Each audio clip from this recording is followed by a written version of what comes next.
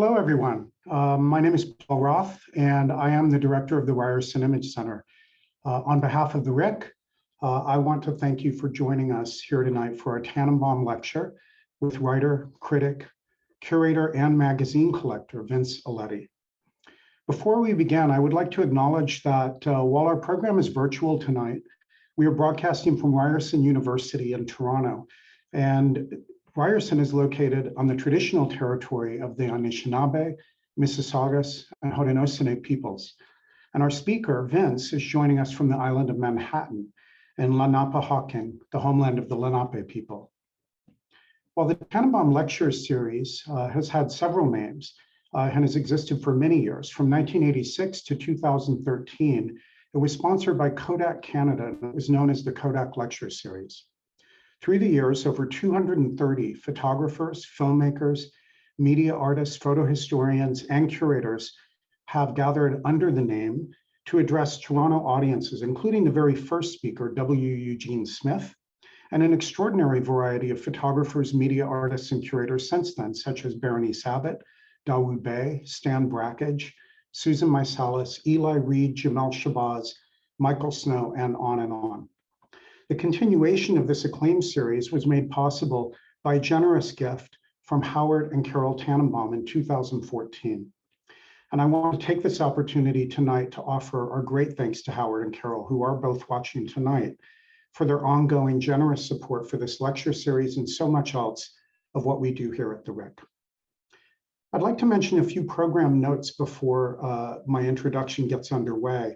First, I want to remind all of you that we are recording tonight's event, and we will be uploading it onto YouTube on our channel in the near future for those who aren't able to attend tonight or for those who want to watch it again.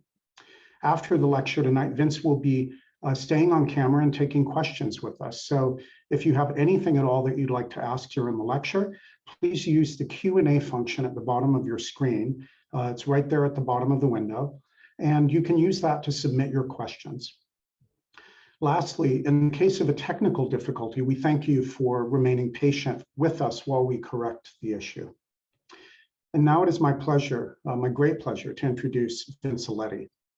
Vince is a writer, curator, and critic who lives and works in New York City. And this wonderful photograph of him, a portrait by the great New York photographer Peter Hujar, is one of my favorites.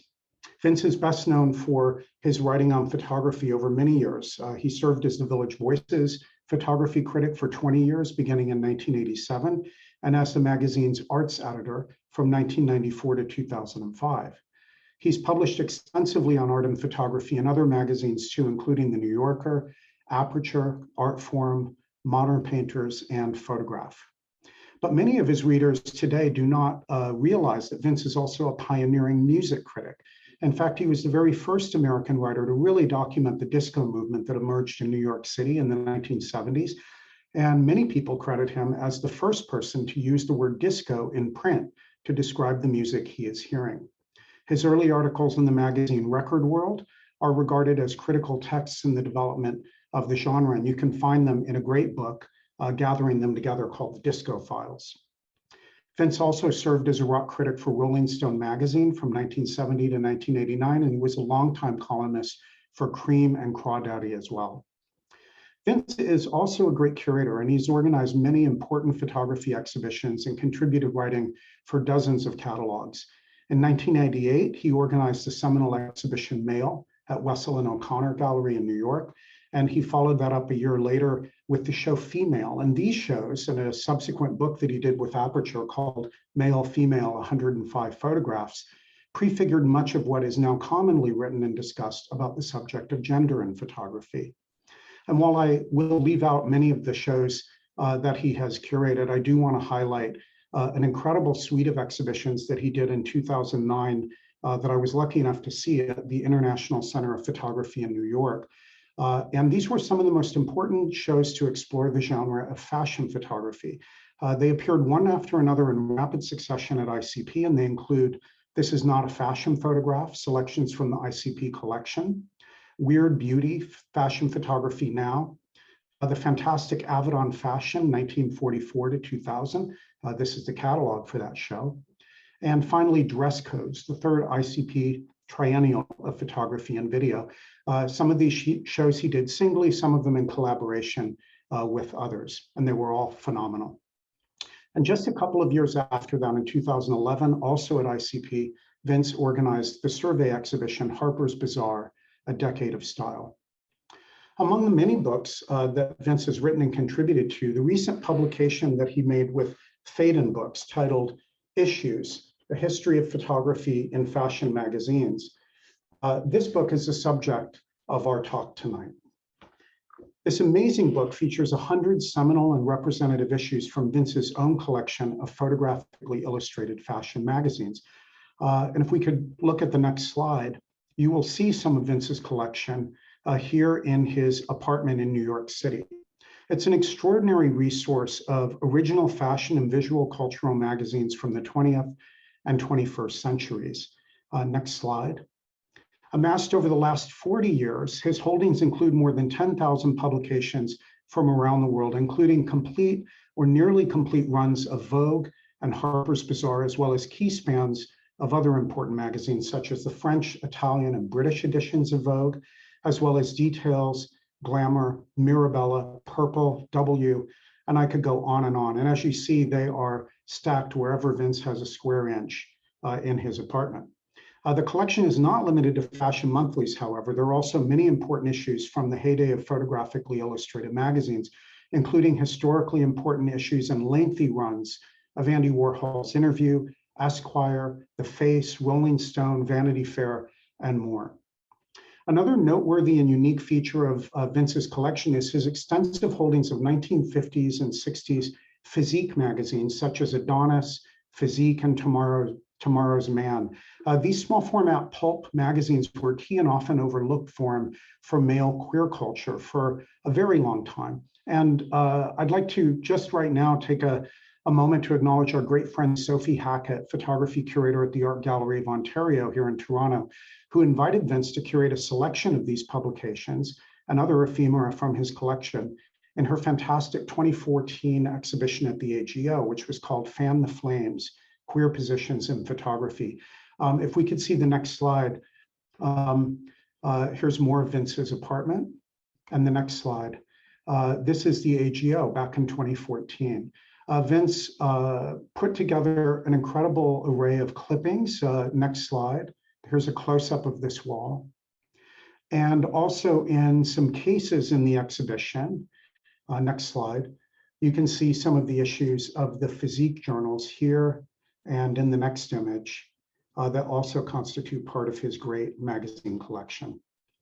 Now, I've known Vince and his work for many years, and I remember even reading his music reviews in the 1980s. And through the many years since, I was greatly influenced by his writing on photography for The Voice, for the trade magazine Photograph, and obviously for The New Yorker, where he's published quite a bit in recent years. And invariably, if I saw Vince's byline, I always made sure to read the article. If I heard that he was organizing a show, I tried to go. I hesitate actually to consider how much of my own education in photography is indebted to reading Vince over 30 plus years. I first met Vince in 2006 when I spotted him at a press conference for an Annie Leibovitz exhibition in Brooklyn, at the Brooklyn Museum. And frankly, I'm a bit embarrassed to admit that I was starstruck just seeing Vince. I've been reading his writing for so many years. And so I actually followed him around the press preview as Annie moved from gallery to gallery, and eventually got brave enough to go up to him and ask him, "Are you Vince Aletti?" I think he was really startled, but he was very gracious. And that was the beginning of a kind of a warm camaraderie. And from years to years, we met again a number of times in many contexts, and in particular around our shared interest in the work of Richard Avedon. Vince has always been lovely and generous with his knowledge, and so I was really delighted that he accepted our invitation to speak to the RIC's audiences tonight about his book Issues. Now, Vince published Issues shortly before the pandemic disrupted all of our plans, and so initially I had a hard time getting my hands on a copy of the book. Shortly after I did get it, I saw Vince discussing Issues online in a Zoom lecture for the Visual Studies Research Institute at USC, University of Southern California, headed by our brilliant colleague, photohistorian Vanessa Schwartz. So I want to thank Vanessa and the whole team at VSRI for the inspiration for us to invite Vince to speak here tonight. And now it is my great pleasure to welcome Vince Aletti. So if Vince can come up on the screen. Hi, Vince, how are you? I'm good, thank you. And you are joining us from your apartment in New York. There's issues of magazines all around you, I can see.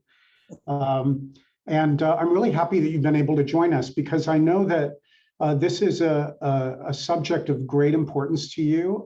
You are both an expert, but you are also an amateur in the greatest sense of the word. You are a loving fan of fashion magazines.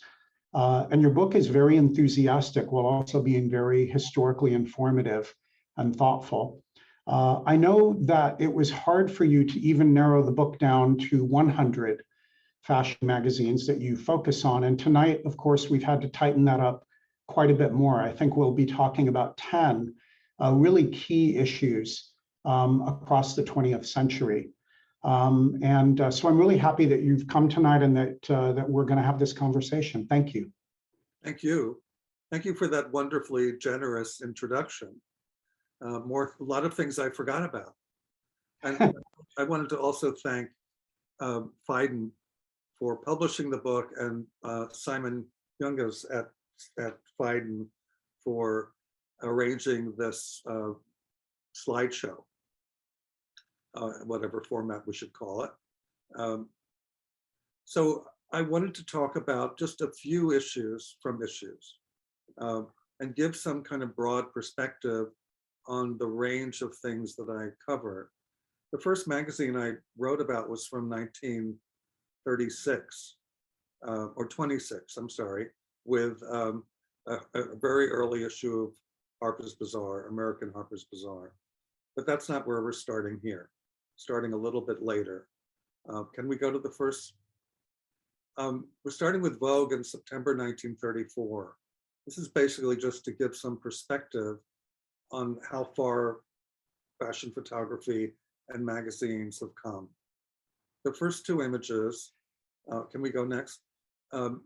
This is George Hornigan Hune, and the next image is a more famous picture of, can we go to, yeah. These are all Hune. The one on the right with the model and the statue, the torso, is one of his most famous images, one of his most reproduced pictures. It's the kind of mannered, very stylized fashion picture that was done in the 30s and 40s. It still looks kind of amazing and wonderful. The lighting, the setting, this is what fashion photography looked like then, and for years afterward. It was the kind of photography practiced by Horst and Beaton for a very long time. If we go to the next slide, you'll see what came after that. Although this is still 1937, can we go to the first image? This cover is by Man Ray. It's the only cover he did for a fashion magazine. It's kind of an extraordinary and odd image, typically of a Man Ray, somewhat surreal picture of a woman holding a globe, hand on the world, a kind of sense of how women are powerful in this world, or at least in the fashion world, but at the same time, a very surreal image. Next. And these first four images are all also by Man Ray. Obviously, you know, Man Ray had a long history outside of fashion as an avant-garde photographer and artist. But next, these fashion images are among the many he did in Harper's Bazaar in the 30s. Often run full page like this, so they really had a sort of dramatic impact. But I also felt like Man Ray was kind of putting fashion images in a kind of italics. I couldn't say that these were sincere pictures. They're very stylized again. They're very almost playfully erotic of what fashion staging and settings could be, but also kind of at the same time very modern. I like that he always switched around, and you don't know how sincere he was about any of this work, but he did quite a bit of it and really looked amazing in Harper's Bazaar. Next. This is also a Man Ray portrait. So the same issue would include not just his work in fashion, but typically all his kind of portraiture and other more artful work. Next. So this is jumping ahead. 1946, next. This is one of the signature, for me, issues of my book. It's one of the first things I thought about when I thought about how fashion magazines were not just about fashion, and how important it was to the most sophisticated magazines to show a sense of the world around us. These are the opening pages of this issue. And the pictures are by Lisette Model. Very typically, her leg moving, a woman striding down the street, blurred. And the headline run as if it was on a hotel. Very striking typeface, very striking layout by Lexi Brodovich. Next. This is the following two pages, also by Lisette Model. An incredible art image, also very much about fashion. So you're seeing all this reflection of several layers of women on the street, women looking into a storefront window. This really an incredible fashion image, but not about clothing. Next. And this is the last image in that sequence. Again, not fashion, but she's looking at a window at the reflection of a Picasso in a gallery window. Next.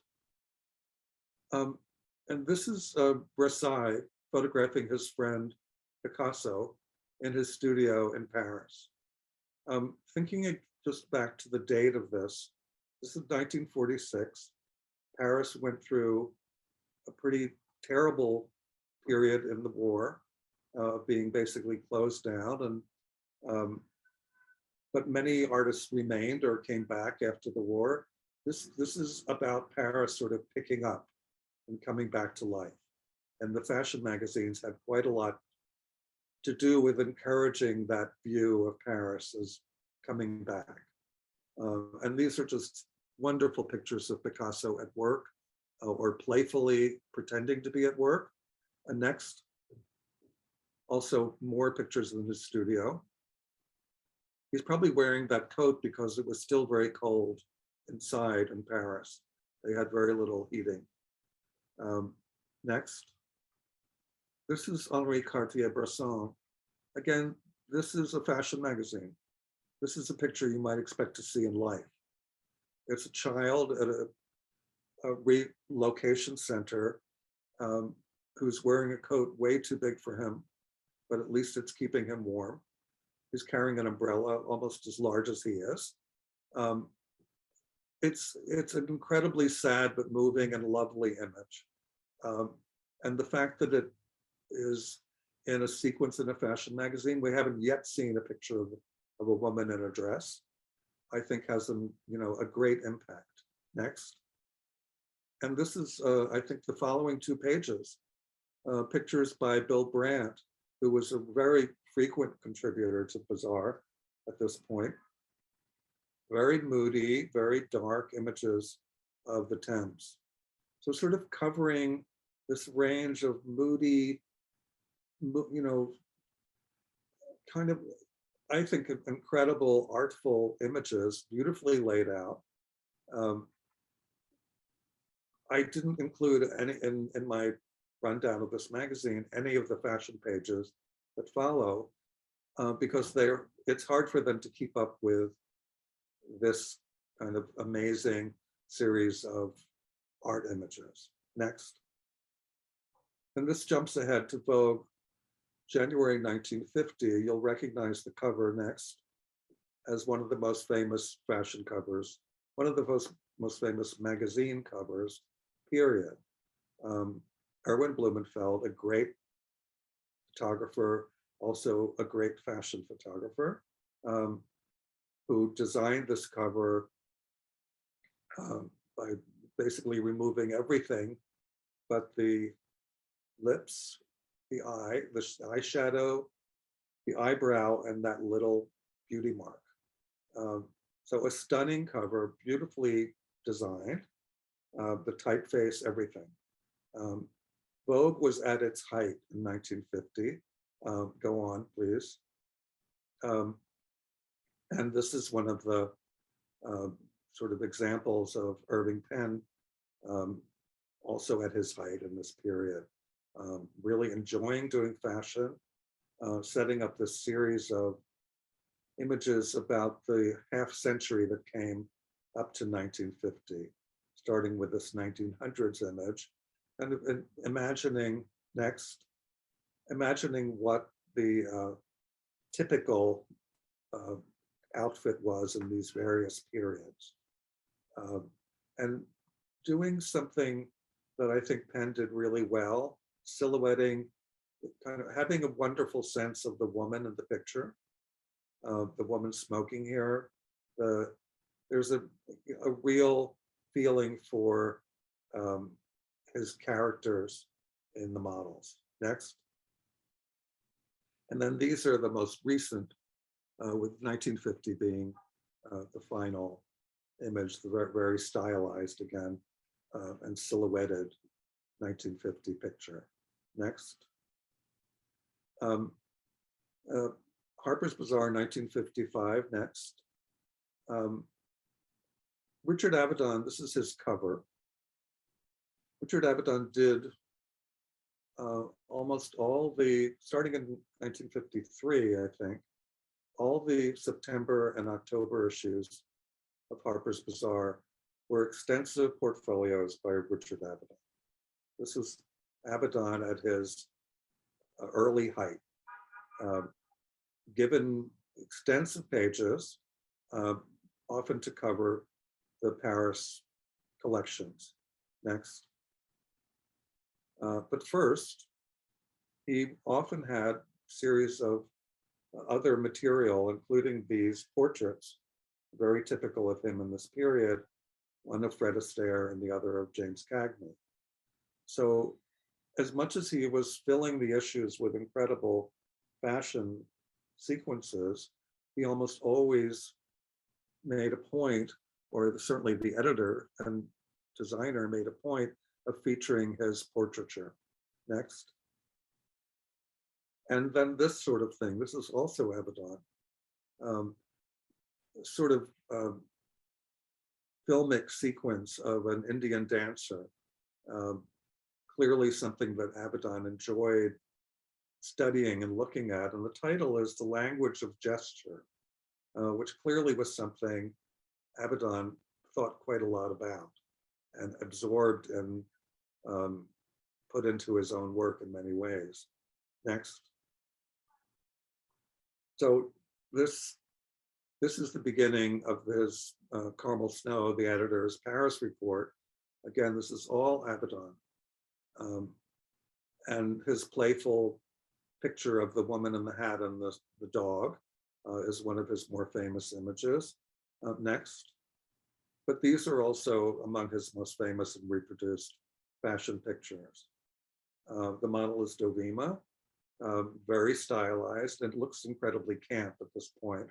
But these kind of drag queen gestures were invented by her, and they came from the pages of fashion magazines. So this stylized kind of, again, sort of silhouetted image was also something Avedon liked to do. but moved next.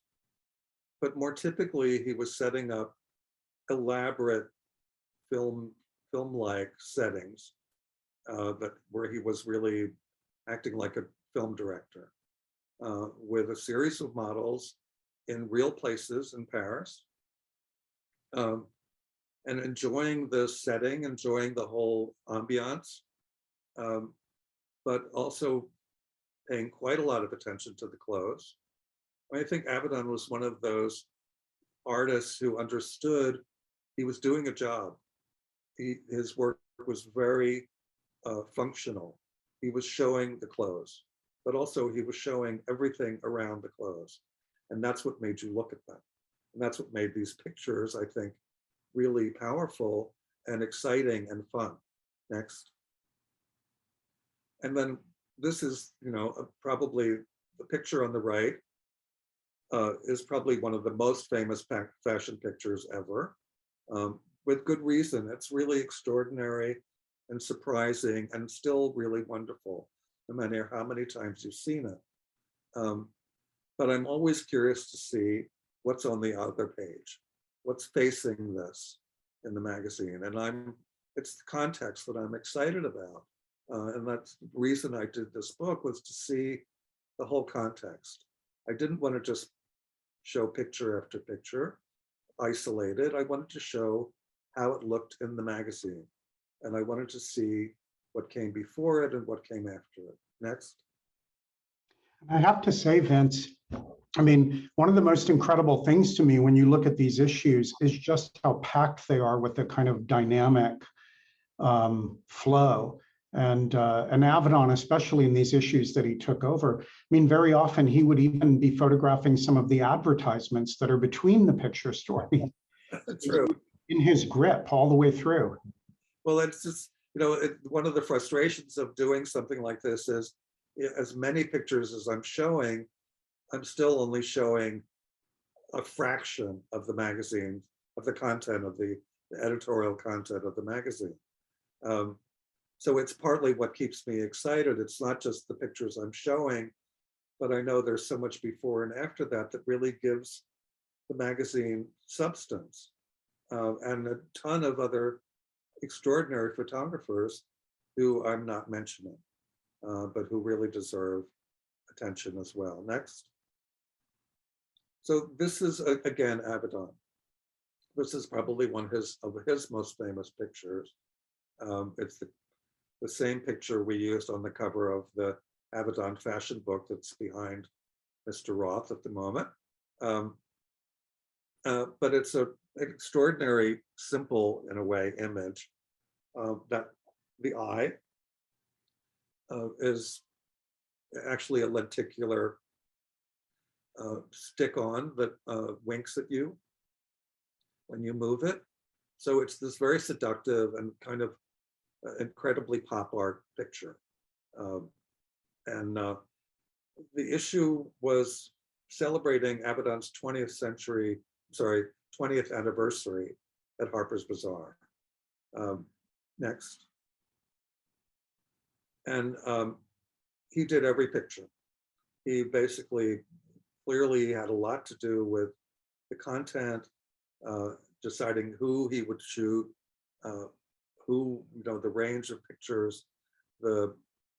It's an extraordinary issue. When I started this whole project, I initially thought of a top 10, and this would have been my number one, no question. Next. So here's Paul, when the Beatles were kind of just at their height. Again, this is essentially a pop art issue. It's all about this moment in the culture that Phaidon was incredibly tuned into. It's what made him a great photographer, I think, is that he wasn't just making pictures, he was really interested in the culture at large. He was interested in theater and dance and music and every kind of expression. And he incorporated as much of that as he could in his issues. Next. So here's on the left, Jasper Johns and Robert Rauschenberg and the artist Alexei Hay on the street in New York. Some of Avedon's great street pictures. Next.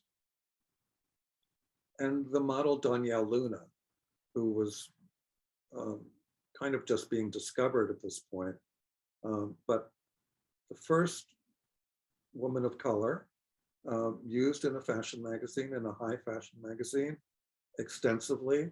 This is one of, I think, 10 pages, very striking, very controversial. This is, 1965, and still a lot of advertisers were upset that they were supporting a magazine with a Black model. Avedon insisted that she be in the issue. He threatened to pull the whole thing if they didn't go through with it. And in the end, of course, he won. Next. Ringo, more Beatles, more pop art, more of that incredible moment. Next. And this pairing that I think is extraordinary and very like Avedon. The woman on the left is Maria Agnelli, the wife of an Italian industrial magnate, a favorite subject of Avedon's. The guy on the right is the young basketball phenom, I think was 16 at the time, Lou Alcindor, who later became Kareem Abdul-Jabbar. The fact that these two are on the same spread, I think, is very significant and very like Avedon. Here are two incredibly elegant people from completely different walks of life who really have something to say to one another on the page. Next. This is Paris Vogue at the end of the year always did these big splashy special issues. Next. Typically focused on a particular artist or performer, and then featuring some of their most extensive fashion coverage. This is Guy Bourdon, who was one of the great French fashion photographers who defined Paris Vogue at this point, along with Helmut Newton. He always tended to push the envelope one way or another. So this was his play on Othello. And, clearly this is kind of a little outrageous for a fashion magazine, but exactly what Paris Vogue was known for in this period. Notice how prominent the jewelry is. Next. This is another part of that same sequence, which is imagining a series of crimes. Here, there's a child with a gun pointed at a man who seems to be interfering somehow with another woman who could be her mother. In any case, there's an overturned chair. There's a lot of drama. But of course, it's all about the dress she's wearing and all the accessories. Next. And this is the contribution of Helmut Newton to this issue. Newton was obviously known for, again, also pushing the envelope in various ways for his wanting to set up and stage images with very chilly aristocratic women, usually going through some sort of assignation, often with their chauffeur. Next. Or their maid. So the lighting here is incredible. The whole setup is great. He was one of the great black and white photographers. Newton really defined, he and Guy Bourdon defined Paris Vogue in this period, and still the work looks incredible and ageless. Next. W Magazine, September 2000 is next. One of the many issues that Philip Lorca de Corsia worked in this period. Philip Lorca de Corsia was not a fashion magazine photographer. until he was brought into W by their art director, Dennis Friedman, who really liked working with non-fashion photographers, including Tina Barney, many others. But Philip Lorca-Corsa did amazing work in W, always as double page spreads like this, always narrative, a little confusing, not necessarily a narrative you could follow one thing to the other, but often with a kind of satirical take on high society. Next. So here, what he seems to be imagining here is a fairly louche series of get-togethers by people in a very beautiful apartment who seem to be enjoying a kind of illicit connection with hustlers or male models, I'm not sure what. The setting is kind of gorgeous, and there is, of course, a number of fashion credits going on, but the main image here is completely naked. Next. And the vague story seems to be about one of these women who's somehow gotten attached to or obsessed by a young male hustler. Next. And the settings are real settings in New York. This one is a little chilling in a way because the building in the back is the World Trade Center a year before it was destroyed. And they're eating in probably windows of the world. The boy is clearly not in the same class as those women, but they don't seem to be complaining about it. Next. Vogue Italia, July 2005. Next. Stephen Meisel was at this point doing the covers and opening spreads at Italian Vogue for, I think, almost 10 years. Every cover, every month, and usually an incredible opening spread of almost 20 pages. This theme, the title is Makeover Madness. It's about his imagining of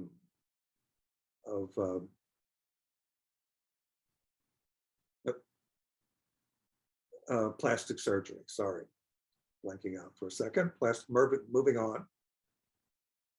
So this is the whole magazine essentially is his fantasy of plastic surgery being carried on in various surgical spaces. Next. But always with women who are totally dressed. The shoes, the jewels, the clothing, usually couture gowns, not exactly what someone would wear into their plastic surgery moment, but this is a fashion magazine. And Meisel is incredibly good at this sort of playful, just getting under your skin sense of what fashion can be. Notice all the supposedly bloody bandages around. Next. And also, he's also imagining the post-operative lives of these women who probably have to stay in a luxury hotel for a few days to recover. Next. And he doesn't really shy away from showing what looks to be fairly painful surgery, or at least the women are doing a fairly good job of playing it up. And, you know, the idea that women are probably drugged out and recovering afterward and just sort of sprawled on a chair, but a very luxurious chair with lots of pills nearby. Next. And Meisel is amazing. If I could have easily done a whole book of Meisel, 100 Meisel issues, and I would have been happy. He's never done a book, it doesn't make sense, but he's done incredible work in fashion magazines, And that's where you can see some of the best, I think, some of the best photography of the last 20 years, only in his magazines. So this is one of his kind of nutty and fabulous images, beautifully lit, beautifully designed. The whole setting is very filmic. Next. Next. Arena 2016. This is one of the last issues I included. It's toward the end of the magazine, of my book, rather. Arena Homme Plus is one of the great contemporary fashion magazines, also one of the biggest, fattest, most kind of difficult to carry around. But they have a great interest in photography. So this cover is by Wolfgang Tillmans. It's from a series that's almost 80 pages long. Next. Including this fairly typical image of him. He's done so many pictures of rumpled clothes on the floor. I love this in particular. I think it's amazing. Next. More Tillmans, a group of people wading into the surf. And he spent a good number of months over the summer previous to this issue at Fire Island, making music, recording music, and spending time with friends. And this portfolio represents that period. Next. His layout is very typical layout of pictures over pictures. It's a very busy, really exciting, I think, sequence that he put together. Next. But then when it's over, there's a series of other portfolios, including a very long one by Lucas Samaras. This is one of Samaras's images, one of his later pictures where he's sort of looking like the Wizard of Oz. Next. And this is David Sims, who is one of the great contemporary fashion photographers, doing something puzzling, interesting, looking into a window where we don't know quite what's going on. This sequence goes on for, I think, 10 pages, and not much happens, but it's, I think, a compelling sort of mystery. It's sort of like a Hitchcock moment. Next. And this is one picture from a really interesting portfolio by a young fashion photographer named Ethan James Green, who I think is somebody who's doing some of the most interesting work right now. Next. And then here's Jürgen Teller, who's the other main feature of Arena Homme, who often, like Tillmans, is given extensive portfolios, 60 pages typically.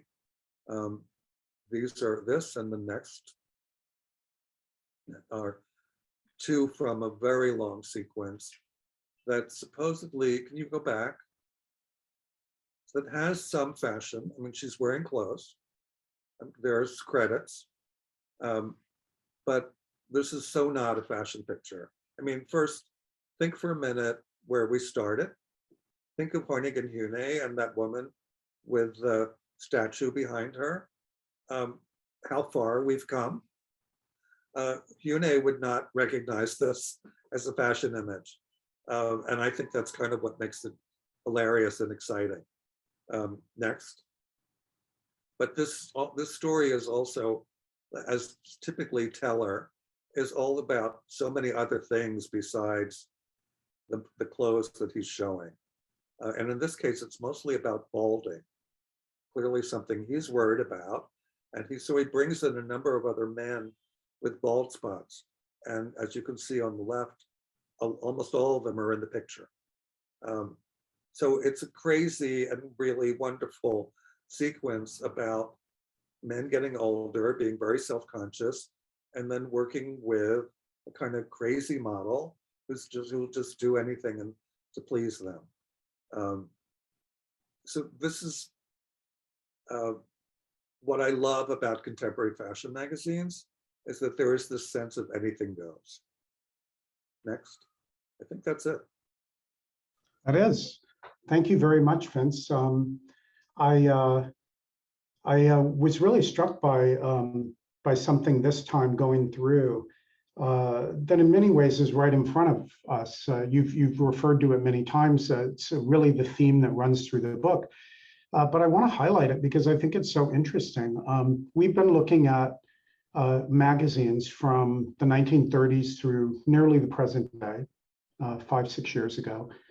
And of course, you've selected for this slideshow some really, really exemplary issues that are just packed full of incredible photography. But I do want to assure the people who are watching tonight, these are not unique in any way. I mean, you've shown me issues not just in the book, but when I visited you in person, that are incredible, where it seems like almost every page is absolutely extraordinary, an incredible amalgamation of great photography by different photographers, fantastic graphic design, incredible layout and sequencing, phenomenal printing. Very often, I mean, really, truthfully, fashion magazines and the finest magazines that are general subject oriented are better printing than photography books produced at the same time. These are beautifully, beautifully produced magazines. Yeah. I wonder if you can talk about this fact that we so often ignore these magazines when we look back at the history of photography, and yet so much of the history of photography, not just fashion, as you've said, but art photography, advertising photography, photojournalism, and on, are contained in the pages of these theoretically disposable magazines. It's really extraordinary. And some photographers you have to know through the pages of magazines because there are very few books, very few good books, if there are any, of their work. You mentioned Stephen Meisel, and I know that he did, and our great colleague Vanessa chimed in that Stephen Meisel did photograph Madonna's book, Saks. Oh, right. But it is also true that there are not books focused on Stephen Meisel's work. And if there were any, as there are, for example, of many other fashion photographers, they might show only a fraction of their work. So to know their work, you really have to go to these magazines. Well, that was exactly why I got into this in the first place. Is once I realized that I was seeing just a fraction of the work by Irving Penn, Stephen, Meisel, especially Richard Avedon. But then once I got interested, so many other people who, especially with Penn and Avedon, they were incredibly, what's the word? Difficult when it came to editing. They were very careful with what they wanted to show in their books. So I realized as I was looking at magazines issue after issue, that I was seeing a fraction of what they did.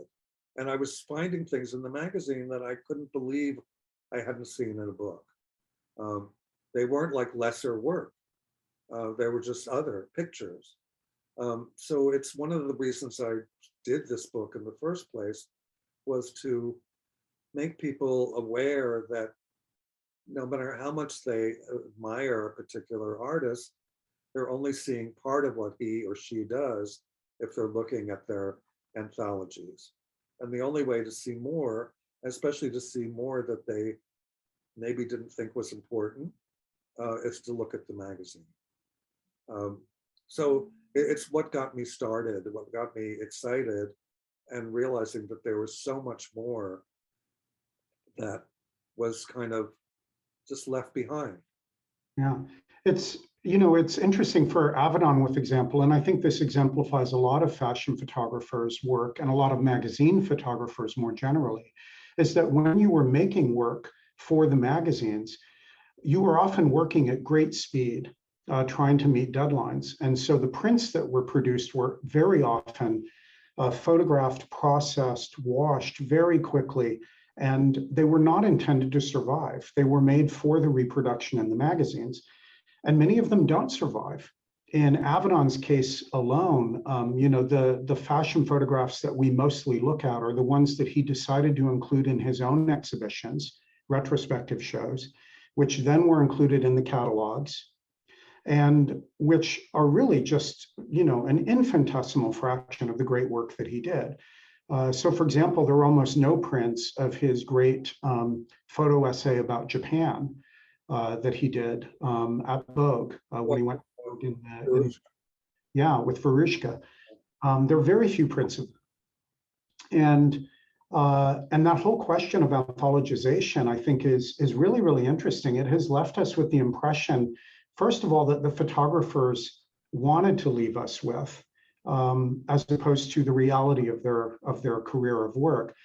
And very often, a lot of them didn't want to highlight their fashion photographs. They wanted to highlight other work that they had done.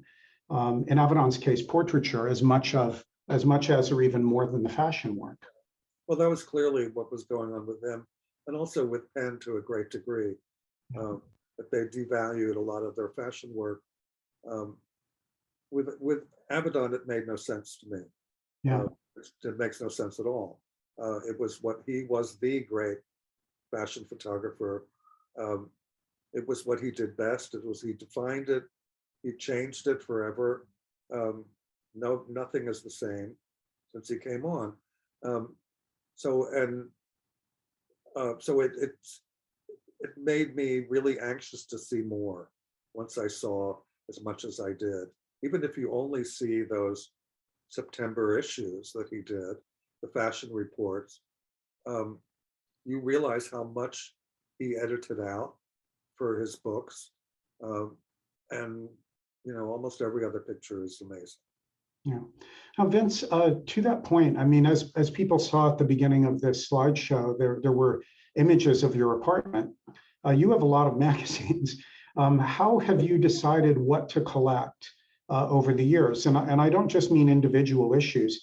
In some cases, you decided that you wanted to represent an entire run of years or even the entirety of the history of a single magazine. How did you decide how to do that? How could you afford it? And obviously, you don't have room for it. Obviously, yeah. Long ago, run out of room. Let's not talk about the money. But at the beginning, when I was buying them, they weren't that expensive. But it was totally driven by the photographer. I wanted to get every issue of Harper's Bazaar. Well, I just wanted to get key issues of Harper's Bazaar at the beginning because of Avedon. I felt I was putting together an Avedon collection.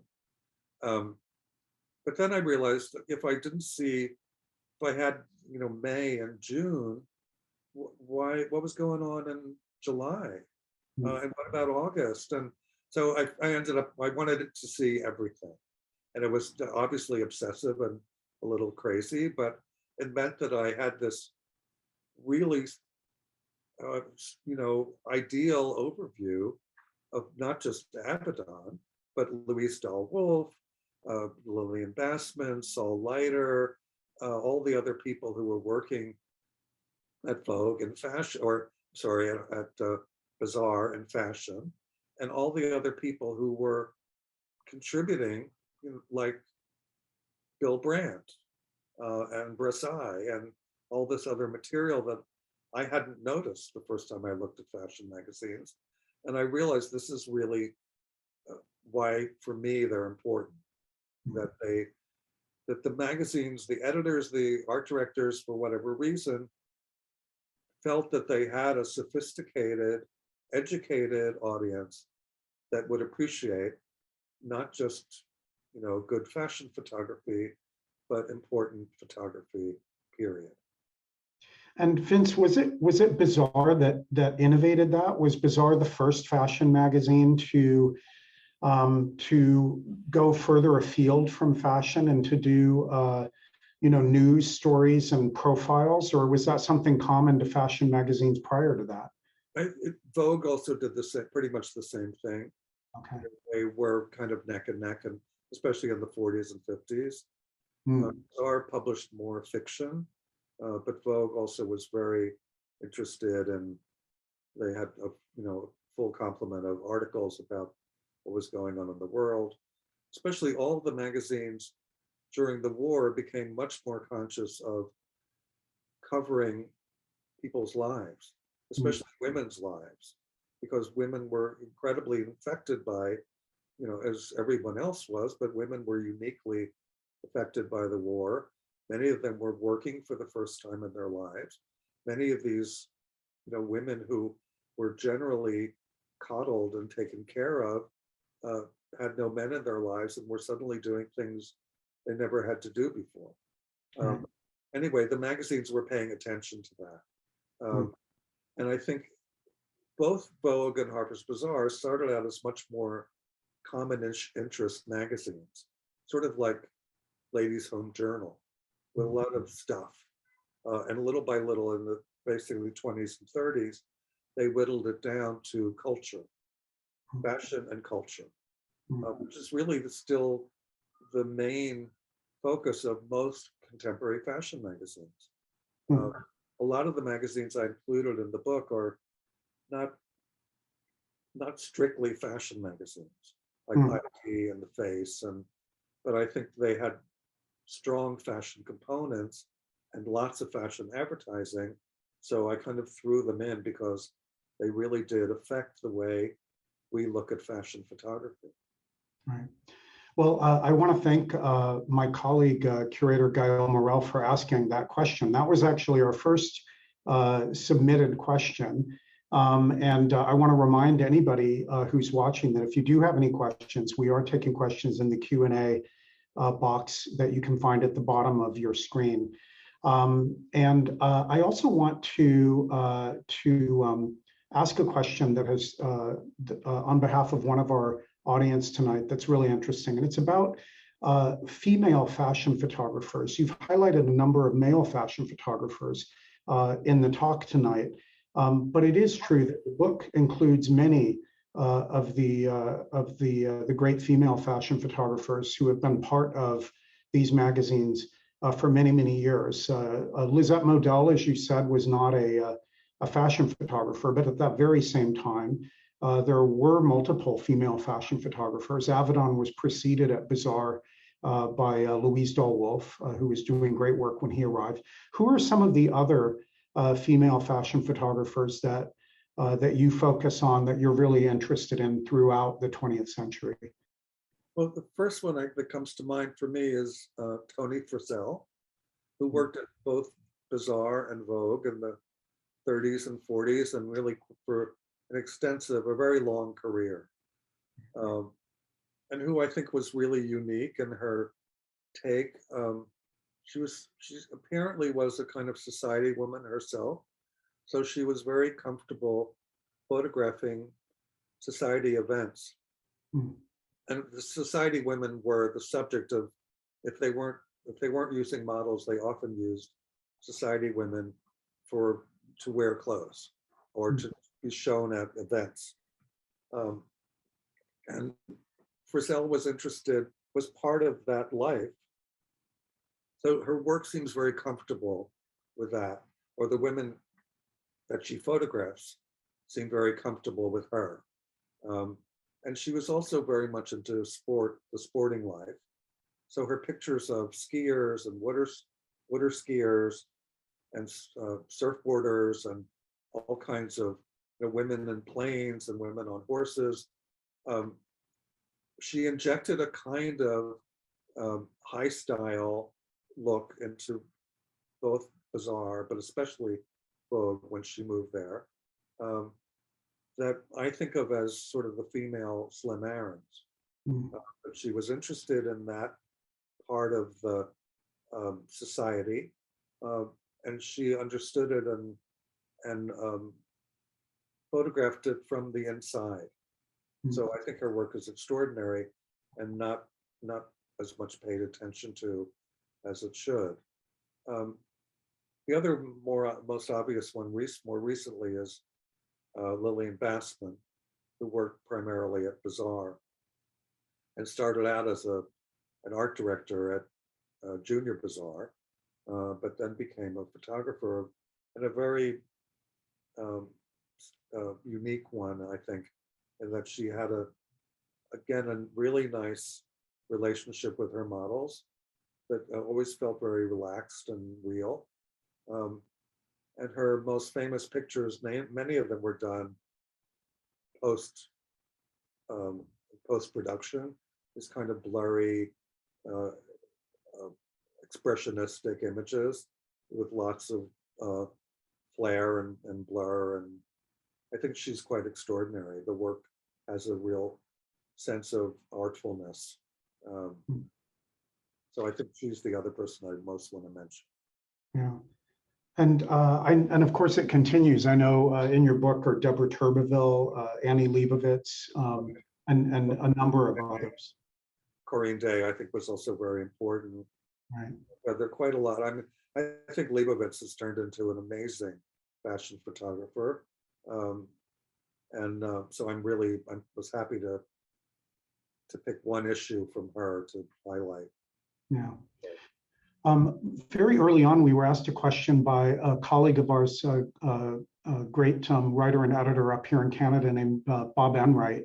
And he wanted to know what you meant by the word sincere. Very early on, when you were describing the issue with Brandt and Versailles and others in one issue, you mentioned the idea of a sincere photograph. And he's asked if you could expand on what constitutes sincerity and the lack of sincerity in fashion photography.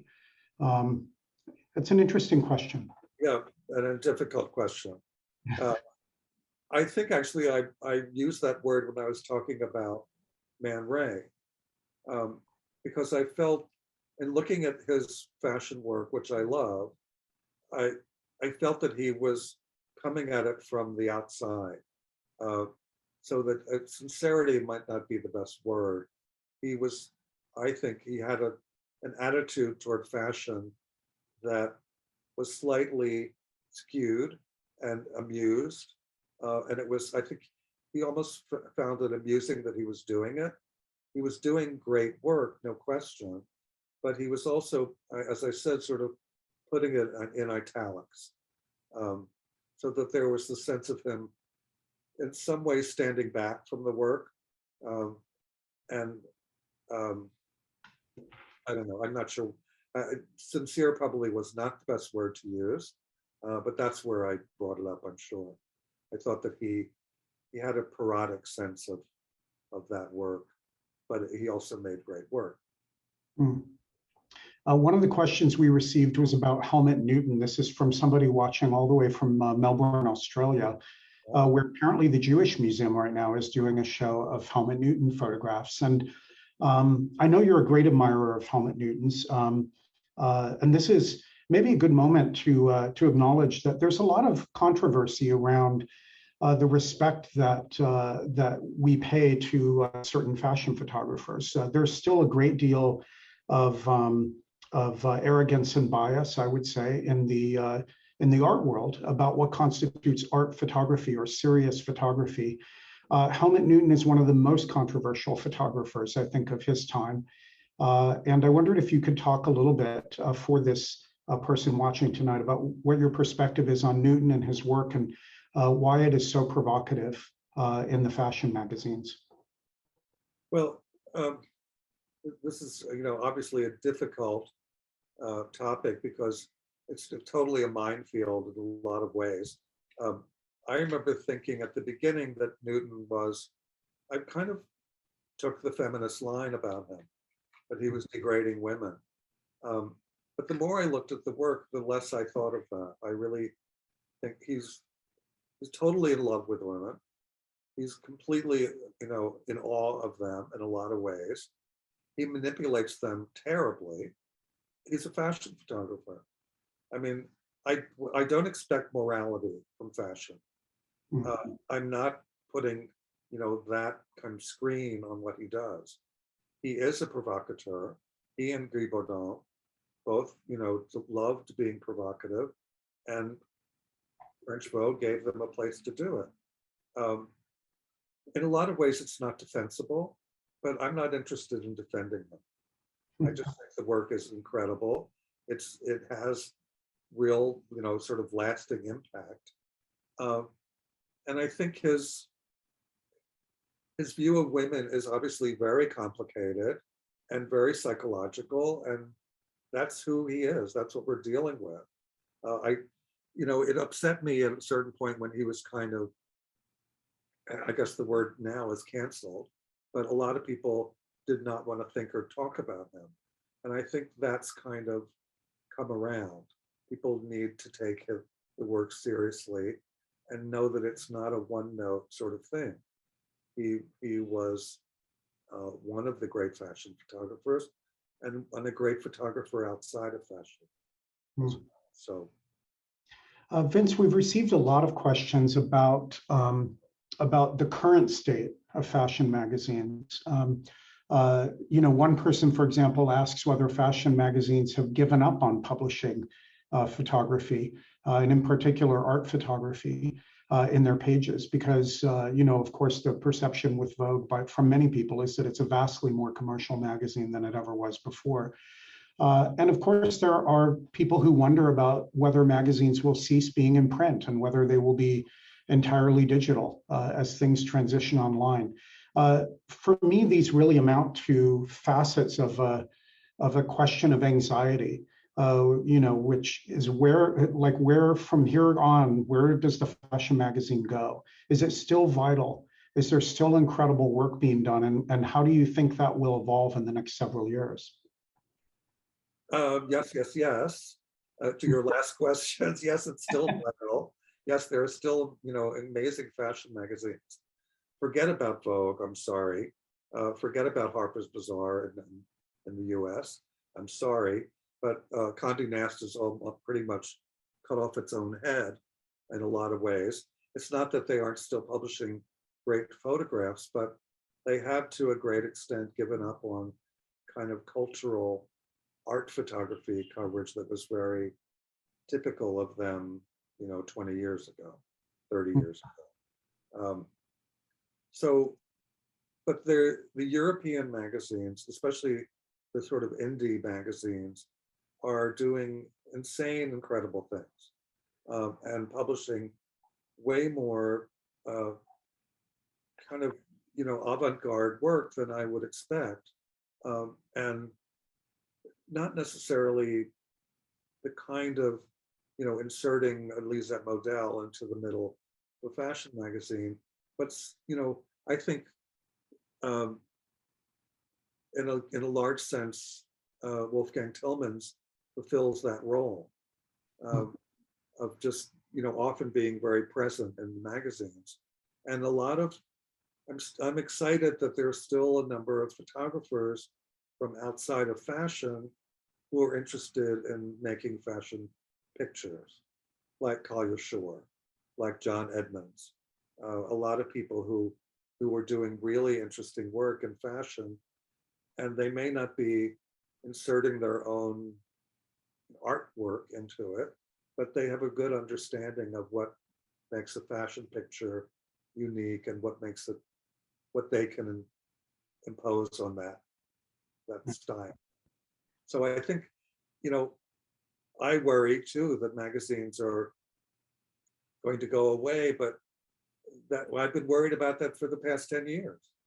And every time I go to the newsstand, there are another 30 fat magazines still available. So it's, if you look at Vogue, it looks like it's all over.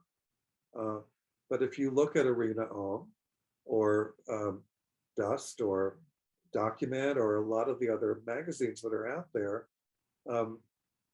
you'll see a much more lively and expressive and exciting range of pictures. One of the questions that we received, and this will be my next to last question, Vince, is about George Platt lines. And there's obviously a lot of photographers that contributed to the magazines you feature in your book, far too many to talk about. But I wonder if you could talk about specifically about him and maybe pick one other photographer who you think are really under-acknowledged and who did work that you think was really pivotal and helping set the style or the agenda for a magazine for a particular period of time. Well, George Putt Lyons is an interesting case because I'm often coming across his work in Harper's Bazaar in the 30s and stopping and realizing how good it is. How it's very like Honig and Hune, it's very like Horst, it's very stylized and in that period. But clearly, I mean, from what I understand, he did not value it at all. He didn't save it. He didn't publish it outside of the magazines. He did, in fact, he did way more advertising in fashion magazines than he did editorial. He almost always had an ad for Henri Bendel. But I think he did do great work. He, from what I can understand, is responsible for it not living. He never anthologized it. He basically didn't keep it, as far as I understand. So, you know, it's another one of the things that I value in those magazines, that I'm seeing something I wouldn't see anywhere else.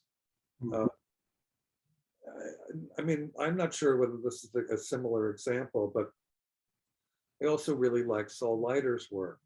And Saul has become very well known as a photographer outside of fashion with the number of books that he's done over the past, 20, 30 years. But and I know when I initially saw his work in Harper's Bazaar, he came in after Brodovich at Harper's Bazaar and then did quite a lot of work for the next 15 years. Very distinctive Saul Leiter work, where the model was often seen in somewhat distorted or behind a screen or behind something. She was always somehow not exactly the center of attention, but your eye went to her immediately because of the way Saul looked at her. But there was always a kind of disturbance in his pictures. And he did wonderful, really expressionist color work in Harper's Bazaar. So he's somebody that I think looks better than I remember him looking at the time. And I'd love to see an anthology of just his fashion work to see how it compares to his other color work. The last question is something that, I mean, there's so many questions that could be asked about the collective endeavor of the fashion magazine. There's far too many ways that people contributed to fashion magazines. Photographers, of course, worked alongside editors and many, many other people. But we've received a number of questions about models. And one question, for example, is about the rise of the supermodel and how photography helped contribute to that. And another question is actually about the more recent generation of celebrity attaching to a particular type of high fashion model, like the members of the Kardashian family, specifically Kendall Jenner or Bella and Gigi Hadid. And I wonder if you can comment on that relationship between the celebrity of the model and the celebrity of the photographer. I just speaking about Avedon, one could go on and on about this. He had contingent relationships with many models where he made them famous and they made him more famous, yeah, like Lauren Hutton. But it is an interesting subject. Can you speak about that, and then we'll wrap things up? Just a little bit, because I tended to do my book looking at the photographer as from a sort of auteur point of view. I ignored so many of the other people who contributed to the magazine, the stylist, the editor, the art director. I very rarely mentioned those people, and I know that's an oversight, but I want my attention to be on the photographer, and I want people to see that as the primary moving part of all this. And for the longest time, fashion models were not known. Nobody used their name. Nobody knew who Dovima was until much later. It wasn't really until Susie Parker and Gene Shrimpton and that whole early period, mostly with Abaddon, where models started to have names and that were featured in the magazine. So the fact of current people like Gigi and Kendall is sort of an outgrowth of all of that, and the idea that often models can overshadow the people who are photographing them. But you know, it's all a point of view, obviously. I'm happy to see interesting women on the covers of magazines, but I really do not pay a whole lot of attention to the models themselves or their private lives. So that's kind of a whole other area of celebrity and or semi-celebrity or whatever. I'm interested in models to some degree because they definitely help define the look of a fashion magazine these days, and I like when they can be very malleable. That's ideally what they need to be. So when they step out of that and become figures in their own right, it's kind of interesting when they can be, because for the longest time, I remember complaining about the fact that Vogue was always using a celebrity on the cover. I really have no interest for the most part in those kind of celebrity covers. And so when they started putting Gigi Hadid on the cover as a celebrity, it sort of brought it all back to models again. So I'm kind of happy with that development, that models can substitute for movie stars. And I'd much rather see a model than a movie star. Me too. On that note, Vince, I want to thank you very much. I want to thank all the audience for tuning in and for all the great questions. I'm very sorry to the people whose questions we couldn't answer. We got quite a large number of them. But I do want to point out to them and to everybody else watching that if you actually just get this book, which I will shamelessly flag for Vince, it answers a lot of the questions that you have. It's also a fantastic thing to have such a serious book of history and such a wonderful, delightful package. It's very enjoyable. It's very interesting. There's a lot of great history in it. And I think it's really quite rare. I am sad to say that in our profession, there are very few people writing about the magazines. And yet the magazines are, as you've established tonight, as important a forum for serious photography as exists in the world today and all the way back to the early 20th century. So thank you very much, Vince, for being with us. I really appreciate it. And I hope to see you again sometime in New York. I hope that's soon. Great. Thank you very much. And thanks to everyone again for joining. Have a good night.